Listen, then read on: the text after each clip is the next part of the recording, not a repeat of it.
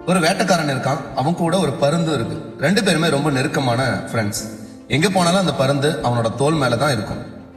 ஒரு நாள் சுட்டரிக்கிற வெயில்ல வேட்டைக்காரன் காட்டுக்குள்ள போறான். தாகம் உயிர் போகுது, தண்ணி எங்கேயுமே கிடைக்கல. களைச்சு போய் ஒரு மரத்தடியில் உட்காரும் போதுதான் மேல இருந்து தண்ணி சொட்டுது. அப்பாடா அப்படின்னு ஒரு கிண்ணத்தை எடுத்து அடியில வச்சான். கிண்ணம் நிரம்பினதும் அவன் குடிக்க போறப்ப அந்த நிமிஷம் அந்த பருந்து டக்குன்னு பாஞ்சு வந்து கிண்ணத்தை தட்டி விட்டுருச்சு. வேட்டைக்காரனுக்கு செம கடும்.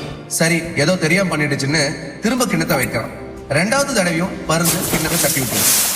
இப்ப வேட்டைக்காரனுக்கு கோபம் தலைக்கேறிடுச்சு. என் தாகத்தை கூட புரியாம விளையாடுறியே அப்படின்னு கோபத்துல விட்டு அந்த பருந்தை அடிச்சிட்டான். பருந்தும் துடிச்சு கீழே விழுந்துருச்சு.